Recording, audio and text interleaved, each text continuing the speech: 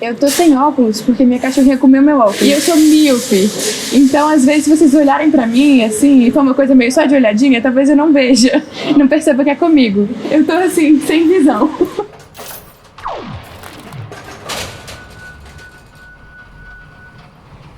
Então, meu nome é Carol Leão, meus pronomes são ela e dele, eu sou uma pessoa não binária.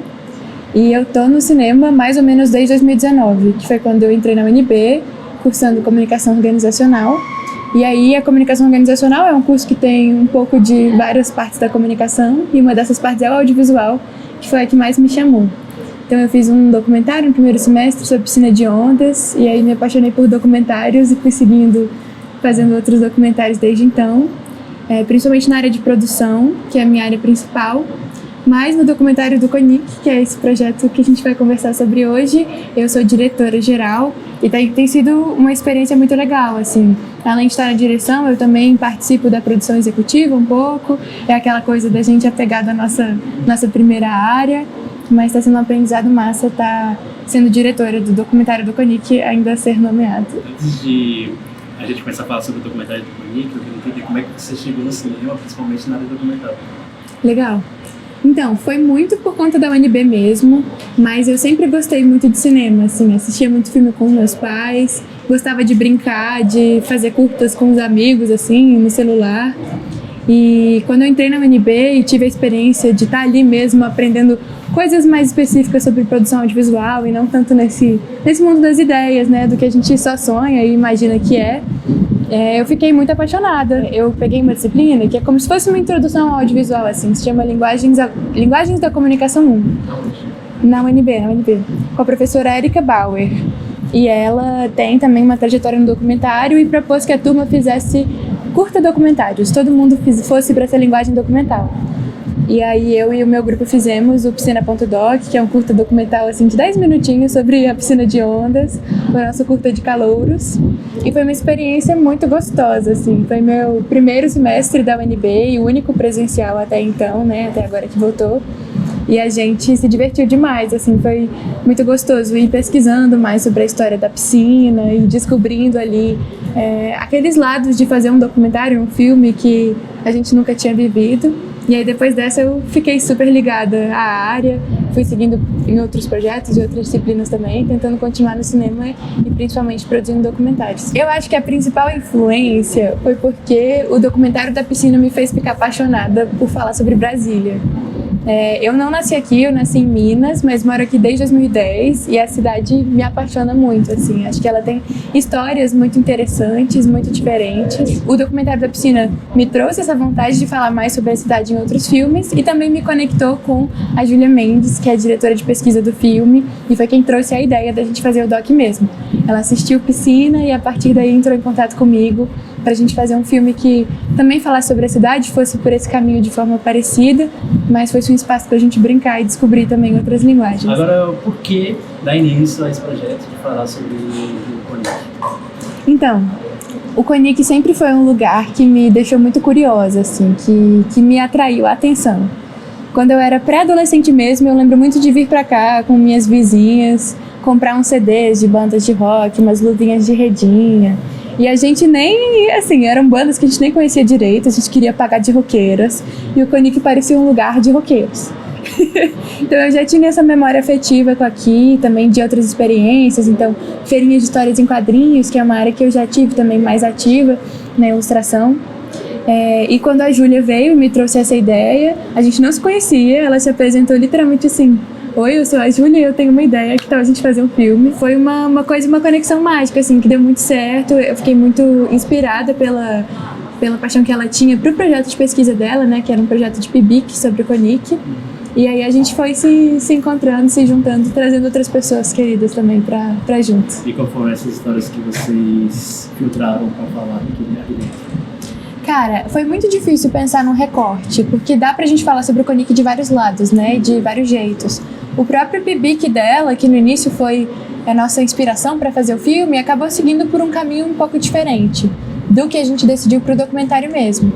E pro filme, depois de várias reuniões, assim, com a direção, a pesquisa e a criação, que está sendo representada pelo roteirista Gabriel Bandeira, a gente chegou à conclusão de que a gente queria falar sobre cultura aqui. Porque uma das coisas que a gente vê que é o mais legal e mais único do CONIC em Brasília é também esse potencial de trazer tantas pessoas diferentes para perto. Então a gente tem aqui, às vezes, a galera saindo do Birosca de manhã cedo, depois de uma noite muito intensa, dançando demais, muito doidos, e a galera chegando pro culto aqui na Universal do lado. Então a gente tem algumas interações interessantes entre essas culturas diferentes que coexistem aqui há tanto tempo, num espaço que, gente, é um setor de diversões. A existência de um setor de diversões já é super instigante por si só, né? Então a gente pensou em focar nesse lado, das pessoas que estão por aqui, no que elas representam, nessa convivência, e como falar sobre essas pessoas é também falar sobre o CONIC, né? Porque o CONIC é feito por quem está aqui movimentando ele, fazendo ele ser o que é. Durante esse processo de pesquisa, para fazer esse recorte de quais histórias contar, também teve busca de referências, alguma coisa para vocês terem um norte para seguir? Sim, a gente buscou várias referências, principalmente porque enquanto a gente estava fazendo esse processo de gravar o filme, eu também estava envolvida na academia com pesquisar sobre documentários. Então, eu estava ali pensando muito sobre os limites dessa linguagem documental e até onde a gente poderia brincar, até onde a gente poderia seguir o que a gente conhece. E a vontade era que o filme fosse um filme que brincasse com esses limites entre realidade e ficção, que não ficasse só nas entrevistas. Então, para pensar nesses caminhos, principalmente, a gente trouxe algumas referências, que seriam, por exemplo, o Línguas Desatadas, do Marlon Riggs. Outra importante foi pensar até no cinema da Agnès Varda, então, com Os Catadores e Eu, a forma como ela brinca com a linguagem, e às vezes tem uma coisa que parece séria e aí vem algo de fictício ali no meio, mas que ao mesmo tempo fala muito do real. Então essas são algumas referências assim, mas foi um processo que caminhou muito junto desse estudo da linguagem mesmo. Me lembrou do filme da Argelê, que é A Cidade é Uma Só, não sei se você viu. É uma das nossas referências também, A Cidade é Uma Só, e esse jeito da Argelê, enfim. Porque ele misturou tanto o documentário quanto a ficção. Sim. Queria compreender como é que você imagina que possa ser o resultado disso tudo. Um documentário sobre o CONIC em relação a quem vai alcançar, quem vai assistir e como as pessoas vão reagir a ele. Legal. Essas foram perguntas que a gente se fez muito nesse processo de decidir o recorte, de criar os roteiros e o que os documentos nos guiam nesse caminho, né? Mas eu acho que o objetivo inicial era fazer um filme que fosse afetivo para quem é de Brasília e para quem conhece o CONIC, ou então para quem é de Brasília e conhece pouco o CONIC, mas sabe do que se trata, mas também pudesse tocar pessoas fora daqui, mostrando esse potencial que a gente tem aqui quando a gente fala do CONIC, que é um lugar tão único, desse setor de diversões, que é uma coisa tão característica daqui, da organização da cidade, mas que tocasse, né, essas pessoas de fora, que não têm essa vivência, que às vezes tem lugares parecidos nas suas cidades, que de alguma forma a gente chegou à conclusão de que essa orientação do CONIC, ela acaba conversando mais, né, com o jeito que outras cidades funcionam, aqui fora do Distrito Federal, dessa parte de Brasília planejada. E a ideia era essa, assim, ter esse potencial de alcançar esses públicos de fora, mas falar muito com quem está aqui dentro e de uma forma que brinque com esses limites entre ficção e realidade, seja um filme que tenha liberdade para brincar com a própria linguagem. Eu entendo que quando você faz um documentário, quando você dá início a um projeto de documentário, você tem algumas respostas que você já está preparado para tê-las, mas algumas aparecem de imprevisto. E, inclusive, eu queria saber, né, nesse processo de gravação que vocês já estão, quais surpresas vocês tiveram e o que vocês aprenderam tanto com o CONIC quanto as pessoas que frequentam o CONIC? Cara, essa é uma pergunta perfeita e também muito complexa, grande, porque acho que o que mais teve, assim, acho que a parte principal desse projeto são as coisas que a gente aprendeu. Inclusive, pensando num quesito de equipe mesmo, todo mundo quase que tá no filme tá experimentando os papéis que tá. Eu já tinha dirigido antes, mas foi esse meu curta de caloura, nunca um projeto grande como esse, assim. Não que esse seja um projeto enorme, mas é o maior que eu já dirigi até agora. Mas várias pessoas que estão na equipe também estão se experimentando, descobrindo como é que é estar na função que elas estão. E a gente experimentando o CONIC 100%. Então a gente combinou de fazer um processo com 2 roteiros. Então, ter um roteiro inicial com todas essas ideias e essas coisas que a gente imaginava e queria, mas combinar de, depois de ter algumas gravações e ter algumas dessas respostas, fazer um segundo roteiro para ver se é por ali mesmo, né? O que mudou, quais foram as coisas que o CONIC e as pessoas contaram pra gente.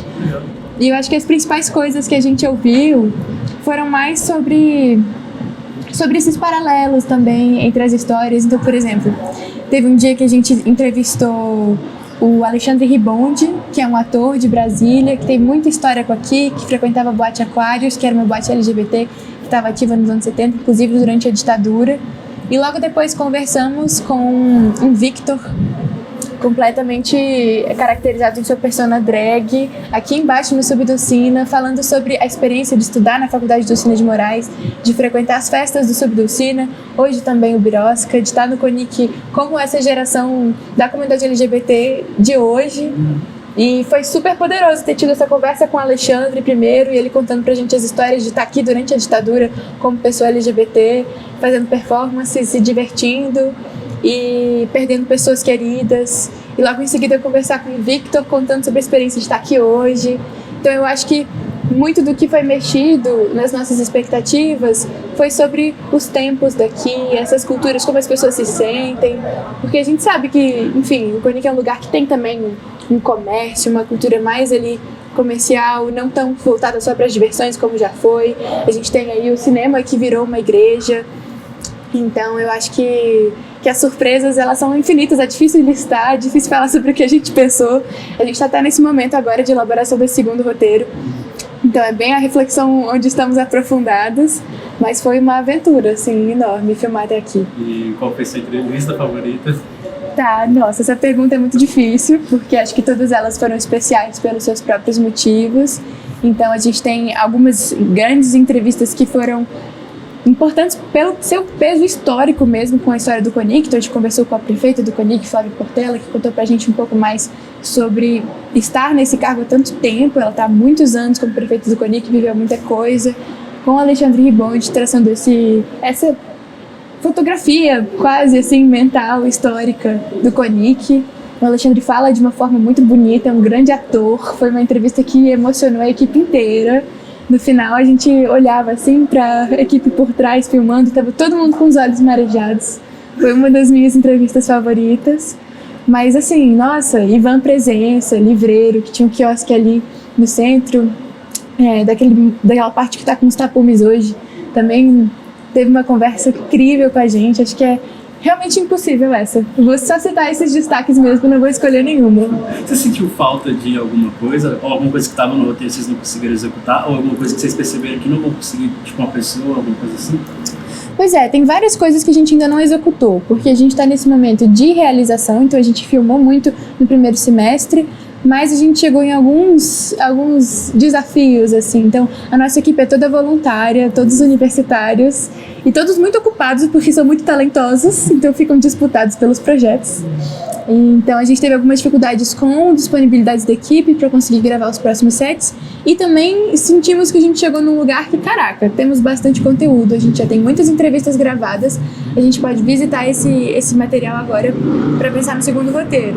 Então, tiveram algumas coisas que ficaram por alto, por exemplo, a gente quer muito falar sobre religião no CONIC e o papel, por exemplo, da própria Igreja Universal, que está aqui agora, onde era o Cine Atlântida, e outras igrejas que existem aqui, outros espaços voltados para a fé e para a religião, mas é um assunto delicado que a gente ainda não encontrou exatamente o nosso ponto de abordagem, mas a gente tem conversado sobre e acho que vamos chegar lá em algum momento. Outra questão que eu acho que é complexa é falar sobre sexualidade no CONIC, porque o CONIC tem esse lugar, por exemplo, a gente passou ali mais cedo pelo Cinema Pornô, o Cine VIP, que existe aqui, já existiram outros espaços assim antes do Cine VIP. A gente tem uma das sex shops mais antigas da cidade aqui também, e uma cultura relacionada a trabalhadoras do sexo, mas é um assunto que a gente também ainda não encontrou o nosso ponto de abordagem, inclusive para casar ele com essa outra diversidade de assuntos toda que a gente tem, né? Porque o desafio de ter o CONIC como esse lugar que tem várias culturas que coexistem de jeitos super interessantes, se encontram e se afastam, se tem atritos ou não, é também saber a hora de fechar, tipo assim, é saber quando parar para não deixar esse curta virar um longa. Eu acredito que falar sobre o CONIC é um desafio enorme, porque são muitas histórias há muitos anos e todo dia novas histórias. Exatamente, é um lugar que se transforma muito, né? Então, quando o CONIC começou, ele tinha muito mais esse lugar do setor de diversões, sei lá, muitos lugares para jogar, para ler, para consumir cinema. E a gente tem um mundo que está sempre mudando, uma cidade que está sempre mudando, uma forma de se divertir que está sempre mudando. E o Konick que vai mudando junto com esses movimentos históricos. Então ainda tem toda essa história do Konick aí no meio, que se transforma.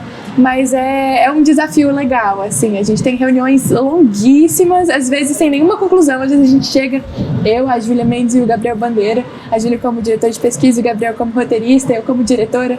A gente fica ali num bate-boca, assim, não bate-boca brigando, mas soltando verbo, trocando várias coisas. Não termina com nenhuma conclusão, mas com muitas ideias. O que eu acho que é o importante desse momento de agora, que a gente está experimentando, filmando e estruturando o segundo roteiro. A gente está parado por enquanto, então a gente gravou bastante no primeiro semestre, deu essa pausa agora por conta da questão das disponibilidades e da elaboração do segundo roteiro, e a partir do que a gente elaborar no segundo roteiro, a gente vai ver as necessidades de gravar ou não. Mas eu me sinto muito confiante como diretora que a gente ainda vai gravar algumas entrevistas e momentos que vão para além de entrevistas, né? Porque até agora a gente só tem entrevistas e planos de cobertura de espaço. E a gente quer também trazer momentos performáticos. A gente, por exemplo, tem um combinado com o Vlad, que trabalha ali na Berlim Discos, uma loja de vinil, de fazer uma cena de vampiro pra gente. Ele se ofereceu, eu achei o máximo, ainda não sei quando é que essa cena de vampiro vai se encaixar no filme. Por que uma cena de vampiro? O Vlad vive a vida dele como um vampiro. É uma figura aqui da cidade também, mas cidade de caráter, e uma das suas principais atividades como vampiro é participar de campanhas de doação de sangue. E aí ele é ator também, gosta de fazer cenas vampirescas, e aí nos ofereceu uma cena vampiresca, e eu como diretora querendo brincar com a performance fiquei doida. Nossa, encaixa muito com a história do Konick, então. Exato, exatamente. Aí a gente só tá entendendo exatamente aonde essa cena entraria, a partir do que a gente tem das entrevistas, a partir da narrativa que a gente tá tricotando quase, e também tem que confirmar com o Vlad se ele tá afim ainda mesmo, mas é um dos exemplos de ideias de momentos performáticos que a gente tem em mente e que me instigam muito como diretora. Agora vamos falar mais tecnicamente do projeto, tá bom? Eu queria entender as escolhas de abordagem, como vocês optaram, se é uma narrativa documentário padrão, comum, que a gente já está familiarizado, ou se vocês trouxeram alguns conceitos diferentes, como, por exemplo, o documentário da Helena, que tem toda uma história, uma narrativa, uma fotografia. Então, eu quero mais tecnicamente, e também eu quero conhecer um pouco a equipe de vocês. Eu sei que você já falou do roteirista e da Júlia que estava te ajudando nas pesquisas, mas eu também quero conhecer o diretor de fotografia, se tiver. Perfeito. Então, eu quero mais entender tecnicamente como foi a abordagem para fazer o documentário. Massa. Então, a gente queria, uma das nossas primeiras certezas, e das minhas primeiras certezas como diretora principalmente, era fugir desse formato da narrativa mais clássica, expositiva, documental. Então a gente não queria um filme de entrevista, e a gente não queria um filme que ficasse muito preso a essa ideia de mostrar o real, como ele é, as imagens ilustrando o que está sendo dito, enfim. Essa ideia que a gente tem do documentário clássico, né, que está no imaginário de muita gente quando pensa no que é um documentário. Eu tinha acabado de fazer documentário 1 na UNB, uma disciplina maravilhosa com a professora Mariana Souto, de quem sou muito fã, e conhecido novas formas de olhar para o documentário, né? Pensando num passo bem inicial para refletir sobre isso no Bill Nichols ali, nos modos de documentário. Aí ele fala sobre esse documentário expositivo que está ali tentando muito expor os dados, as informações de uma forma menos participativa e de outras abordagens possíveis. Então a gente sabe, esse não é um filme participativo, então a equipe, por enquanto, até o momento, não está fazendo parte da narrativa, mas a gente quer brincar com ela, assim, a gente quer trazer mesmo um tom de performance, deixar com que o filme seja performático. Então a gente tem as entrevistas que estão sendo gravadas de uma forma até bastante clássica, com perguntas e respostas ali, só o entrevistado sendo filmado, mas a ideia é que elas sejam um norte pra gente chegar onde a gente quer com o filme, que seria exatamente esse lugar de brincar com esses limites, enfim. Eu acho que pensando de abordagem de enfoque, isso é uma certeza principal, e que ele também seja um lugar para a gente experimentar como equipe, porque nós somos todas pessoas que estão entrando agora no audiovisual, que estamos na faculdade, explorando nossas próprias funções no filme, então é um espaço de experimentação para todo mundo, é um combinado que a gente tem, assim, que todo mundo tem espaço para brincar, então que a fotografia tem espaço para se inventar e falar uma língua própria, claro que sempre conversando, para a gente continuar fazendo uma coisa una, mas a ideia é que existam essas liberdades. Cara, a equipe. O documentário do Konik foi um projeto que cresceu muito. Ele causou muito entusiasmo. Quando a Júlia trouxe a ideia, eu fiquei muito feliz. E fui chamando as pessoas queridas, que eu sei que faziam um trampo massa. E a equipe foi chegando a 20, 22 pessoas. Hoje a gente tem uma equipe gigantesca. Quantas pessoas tem na sua equipe? Cerca de 22, assim. Só que é uma galera, nem todo mundo tá ali na equipe de captação mesmo. Todo mundo se voluntariou? Todo mundo voluntário. Esse filme é assim, uma bola de carinho. A gente tá quase 6 meses procurando alguém pra fazer uma assistência de produção. Assistência de produção não tem recomendações, gente. Podem chamar pra recomendar, que eu recomendo pessoas. Mas assim, falando alguns nomes, depois eu posso até falar todos, pra pegar a lista com certeza. A gente tem na direção de fotografia Moisés Moalen e João Vasconcelos. O Moisés, ele teve também dirigindo a fotografia do Piscina.doc comigo, lá no meu curta de Calorinha. E o João eu conheci em Tempo de Derruba, que foi um curto documentário que a gente fez durante a pandemia sobre as derrubadas ali no CCBB, e foi um projeto muito forte, e, enfim, que nos juntou muito. Desse projeto também veio a diretora de arte, que é a Gabriela Deldegan, que foi quem dirigiu o Tempo de Derruba. E assim, já digo que todo mundo dessa equipe, para além de ser um colega de trabalho, são amigos queridos e pessoas que eu admiro muito, sou fã mesmo do trabalho de todo mundo. Temos Júlia Rios na assistência de direção. Júlia Rios é assim... Gente, eu acho que é uma das únicas certezas que eu tenho na vida, que Júlia Rios será um grande nome da assistência de direção de Brasília e do Brasil daqui a muito pouco tempo. E aí a gente tem Mariana Leite na direção de produção, Maria Vidal na produção executiva. E é isso, assim, cada uma dessas pessoas foi chegando de um lugar. Maria Vidal também faz Comog, comigo a gente trabalhou juntos na Pupila. Mariana Leite também trabalhamos juntas na Pupila. E as pessoas foram chegando, a gente foi começando a conversar, tendo ideias, o projeto foi crescendo, e à medida que o projeto crescia, a gente trazia mais pessoas. Então a gente também tem uma equipe de comunicação lindíssima, de 4 pessoas, coordenada pela Larissa e pela Ianca, que é quem cuida desse Instagram maravilhoso do nosso filme. Enfim, é uma galera mesmo, é muita gente. Eu tô com inveja dessa equipe nova. E foi assustador pra mim como diretora de primeira viagem também, porque a gente foi indo no entusiasmo, crescendo, e teve uma hora que eu pensei, gente, agora eu vou dirigir uma equipe de 20 pessoas, será que sei fazer isso? E quando vamos ver um documentário sobre o Konik? Pois é, então, a gente teve umas mudanças de calendário por conta dessa questão, né, da gente ter parado um pouquinho, um tempo maior pra pensar nesse roteiro 2. Mas eu digo que a previsão é que ele saia pro mundo no ano que vem. A gente... Pro mundo, exatamente, pensando grande. Então a ideia é finalizar ali com calma. Como a gente é todo mundo voluntário, acaba que às vezes tem outros projetos que vão surgir, vão ser prioridade à frente do Doc do Konik. E a gente tem conseguido se ajeitar bem. Essa ideia de ter, por exemplo, 2 diretores de fotografia, a gente tem 2 pessoas no som também, são o Vitor e o Pedro. É pra gente poder se revezar se precisar, mas essa ideia de ter 2 pessoas, por exemplo, dirigindo a fotografia e dirigindo o som também, que são o Vitor e o Pedro, é a gente poder se revezar se precisar e, enfim, ir adaptando aos calendários de todo mundo, aos calendários da UNB, dos outros projetos. Aí, por isso, esse foi um projeto que a gente fez esse combinado inicial, assim, de tipo, gente, vocês são muito massa por terem topado estar aqui voluntariamente. E vamos fazer no nosso tempo, vamos fazer de um jeito que seja bom pra todo mundo, que ninguém morra, ninguém se mate de estresse pra estar aqui, porque a gente já tem coisas suficientes que fazem isso com a gente na vida. Então, pra vocês terem uma ideia, esse projeto começou em setembro do ano passado, ele tá fazendo aniversário agora. E a gente foi primeiro se dedicando mais à pesquisa, ao desenvolvimento dessa ideia, que era uma ideia grande, que tinha, enfim, né, essas complexidades todas do Konik, mas também pensando na pandemia. Então a gente ia começar a filmar, mas a pandemia deu uma piorada, a gente decidiu segurar o filme um pouco, por isso que a gente só começou a filmar mesmo esse ano, mais pro final do primeiro semestre. E agora o nosso desafio é esse, das disponibilidades e da gente também estruturar esse roteiro 2 para seguir. E estamos fazendo isso na medida do possível, nos tempos de todo mundo da equipe. Por isso que eu digo que com certeza ano que vem. Esse ano acho que ainda estaremos muito dedicados a gravar essas coisas finais. Meu favorito da vida, isso é cineasta brasileiro favorito. Uhum. Gente, eu sou muito ruim de ter coisas favoritas da vida. Acho difícil coisa favorita, porque eu gosto de muita coisa. Então eu vou falar de um filme recente que eu assisti, que gostei muito, que foi Tudo em Todo Lugar ao Mesmo Tempo. Foi um filme que mexeu muito com a minha cabeça, muito bonito. Assisti com Gabi, que é a diretora de arte do filme, uma amiga querida.